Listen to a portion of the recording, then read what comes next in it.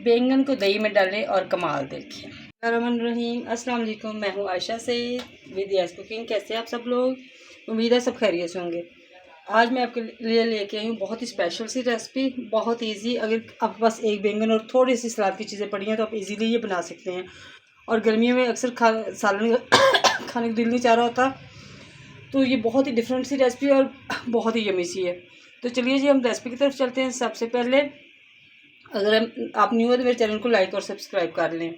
तो आइए जी हम स्टार्ट करते हैं। सबसे पहले हमने क्या करना है कि जी एक बैंगन आपने ले लेना अच्छा सा, और उसको स्लो फ्लेम पे, अगर तो आपके पास लकड़ियाँ हैं या कोयले की आग तो फिर तो गुड एंड वेल है। अगर नहीं है तो आप गैस पे भी इसको रोस्ट कर सकते हैं। रोस्ट करके उसका छिलका उतार के ऐसे इसको आपने मैश कर लेना है, अच्छी तरह से मिक्स कर लेना है।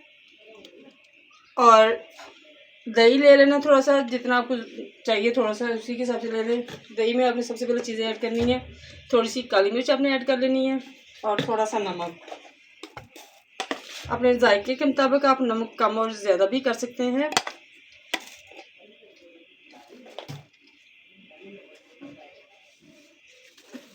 और थोड़ी सी आपने इसमें चिली फ्लेक्स यानी धड़ा मिर्च ऐड कर देनी है।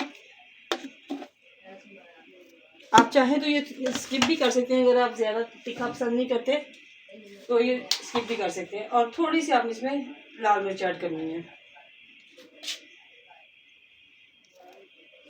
और इसको अच्छी तरह से मिक्स कर लेना है।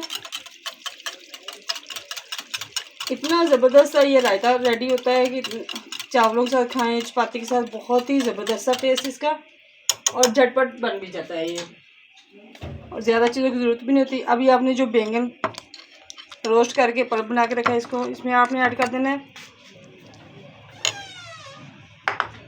थोड़े से बारीक कटे हुए प्याज ऐड करने हैं आपने इसमें।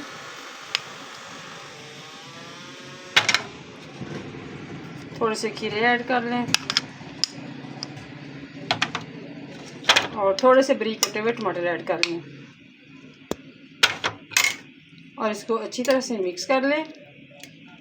बहुत ही ज़बरदस्त हमारा जो रायता है बैंगन का वो रेडी हो गया है झटपट मिनटों में, और टेस्ट इसका जायका तो इसका कमाल है।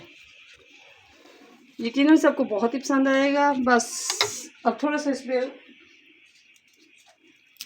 धनिया के पत्ते लगा दें, अगर पुदीना है तो थोड़ा सा पुदीने के पत्ते डाल दें, और बहुत ही ज़बरदस्त हमारा रायता जो है वो रेडी हो गया है, मिनटों में तैयार है और खाने में तो बहुत ही लाजवाब है।